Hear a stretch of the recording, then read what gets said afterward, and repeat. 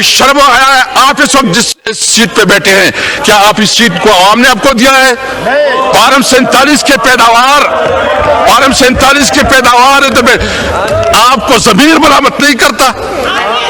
آپ کے اندر کوئی شرم اور حیا نہیں آتی؟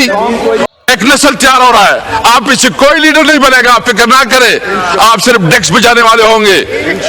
تحریک انصاف میں بیرسٹر گور چیئرمین بن جاتا ہے، تحریک انصاف میں عمر ایوب اپوزیشن لیڈر بن جاتا ہے۔ تمہارے قسمت میں یہ نہیں ہے، تم نے صرف تالیاں بجانی ہے اور ڈیکس بجانے ہیں۔ السلام علیکم۔ اسد کیسر نے دھماکے دار حملہ کر دیا ہے اسمبلی میں۔ خواجہ آصف کا یوں سمجھ لے کہ گریبان پھٹ گیا ہے، لیرو لیر ہو گیا ہے۔ یہ کلپ آپ خود ملاحظہ کریں گے۔ پہلے بتا دوں کہ وہ کہتے ہیں کہ میں نہیں چاہتا کہ کوئی بھی ان حالات سے گزرے جن سے ہمارا فاٹا کے لوگ گزر رہے ہیں۔ آپ تصور بھی نہیں کر سکتے کہ پورے گاؤں اجڑ گئے ہیں، لوگ ہجرت پر مجبور ہو چکے ہیں، بچے، خواتین اور بزرگ لوگ کھلے آسمان تلے در بدر ہیں۔ اس وقت وفاق فاٹا کو اس کا جائز حصہ نہیں دے رہا۔ بجٹ کے حوالے سے بھی جناب تپے پڑے ہیں۔ اپوزیشن کے شدید احتجاج میں پنجاب کا 53 خرب 35 ارب کا بجٹ پیش کیا گیا۔ وزیر خزانہ پنجاب مشتبہ شجاع الرحمان نے مالی سال 2025 سے 26 کے لیے صوبائی اسمبلی میں بجٹ پیش کیا اور بتایا جا رہا ہے کہ پنجاب میں کم از کم اجرت 37,000 سے بڑھا کر 40,000 روپے ماہانہ کرنے کی تجویز بھی پیش کی گئی۔ پنجاب کے سرکاری ملازمین کی تنخواہوں میں 10% اور ریٹائرڈ سرکاری ملازمین کی پینشن میں 5% جناب بجٹ تجویز میں شامل ہے۔ یہی نہیں، آپ کو بتاتے چلیں کہ اگر یہ بجٹ پیش ہو گیا تو پاکستان کی تباہی کا سبب بنے گا۔ پہلے ذرا یہ جناب چھترول دیکھ لیں جو اسد کیسر نے کی ہے، پھر گفتگو کرتے ہیں۔ آپ نے ماشاءاللہ بہت جاندار تقریر کی، لیکن آپ کی ایک تقریر پرانی بھی ہے، اب مجھے دے دے تھوڑا وہ ایک پرانی تقریر میں اس کی سنانا چاہتا ہوں۔ بجٹ میں اس وقت ان کی ایلوکیشن ہوئی ہے، ان کے اوپر ان کا حق نہیں بنتا، لیکن آج بھی یہ پوری امپیونٹی کے ساتھ اپنا سینہ چوڑا کر کے صاحب یہ چلانا مناسب نہیں ہے۔ میں صرف حوالے تقریر میں بات کر لیں۔ یہ آپ کا دیکھیں، ہمارے لیڈر عمران خان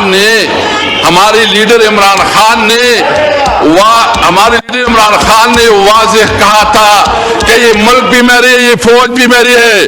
ہم اپنے ملک کے اداروں پہ، اپنی فوج پہ فخر کرتے ہیں، ہم ہمیشہ اپنے فوج کے ساتھ ہیں، لیکن اس کا مطلب نہیں کہ آپ کے پاس کوئی شرم اور حیا ہے، کوئی شرم و حیا ہے؟ آپ اس وقت جس سیٹ پہ بیٹھے ہیں، کیا آپ اس سیٹ کو عوام نے آپ کو دیا ہے؟ پارم 47 کے پیداوار آپ کو ضمیر ملامت نہیں کرتا؟ آپ کے اندر کوئی شرم اور حیا نہیں آتی؟ اور آپ پوری لاہور میں صرف 2 سیٹیں مسلم لیگ جیتی ہے، ٹوٹل 17 سیٹوں کے مالک ہے۔ اور چوری اور کس کو کہتی ہے؟ تم نے تو مینڈیٹ چوری کیا ہے، اور تو جو تنخواہ لے رہا ہے حرام تنخواہ لے رہا ہے، اور تو جو پریویلیج لے رہا ہے حرام پریویلیج لے رہا ہے۔ تم جو قانون ساز، یہ پھر کہتے ہیں کہ تم سب کچھ ایک لیڈر کی ارد گرد کر رہے ہو۔ جناب اسپیکر، میں پوچھنا چاہتا ہوں 26ویں آئینی ترمیم کس لیے پاس کی گئی؟ 26ویں آئینی ترمیم اس لیے پاس کی گئی کہ عمران خان کو کیسے پھنسایا جائے۔ مجھے بتائیں کبھی ایسا ہوا ہے کہ عدالت بات جاتی ہے، عدالت کو تالے لگ جاتے ہیں عمران خان کی ضمانت کے لیے؟ کبھی ایسا ہوا ہے کہ عدالت انصاف دینے سے اس کے اوپر جو ہے نا حکومت عدالتوں کو مینیج کرتی ہے؟ یعنی اس پارلیمنٹ میں جو کچھ ہوا، شاید اس پارلیمنٹ کی حیثیت کو مجلس شورا سے بھی کمزور کر دیا گیا۔ پارلیمنٹ پہ کبھی اس طرح ہوا ہے کہ تقریر ہوتی ہے، وہاں سے کوئی ایک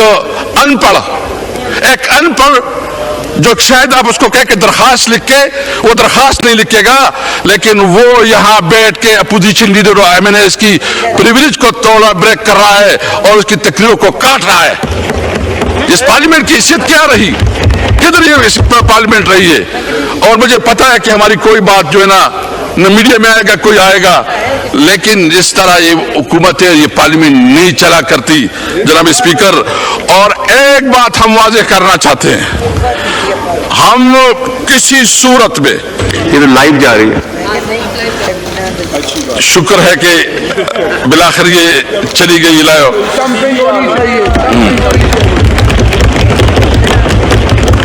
जनाब स्पीकर, बात को हम अप्रिशिएट करेंगे। इमरान खान जो कि पाकिस्तान का सबसे मकबूल लीडर है, जो कि हमेशा पाकिस्तान की बात करता है, पाकिस्तान की सॉवरेनिटी की बात करता है, आजाद खारिजा पॉलिसी की बात करता है, ये इनसे हजम नहीं हो रहा। आप जितना करे जुल्म करे, जितना तुम्हारा बस चले चलाओ, गोली चलाते हो, जेल भेजते हो, जो कुछ करना चाहते हो करो, हम डट के खड़े रहे इंशाअल्लाह इमरान खान के साथ। और कोई अगर समझता है कि इस हथकंडों से इमरान खान वो आप इसको कमजोर करेंगे, आप उसको कंप्रोमाइज करेंगे, ये आपकी गलतफहमी है। पूरी पाकिस्तानी कौम जो है ना इमरान खान के साथ खड़ी है। मैं इस वक्त दूसरी इश्यूज जो अपनी सूबे के हवाले से 2-3 इश्यूज हाईलाइट करना चाहता हूं जनाब स्पीकर। NFC अवार्ड के मुताबिक हर सूबे का एक शेयर मुकर्रर है। हमारे सूबे का इस वक्त जो शेयर है वो 14% है।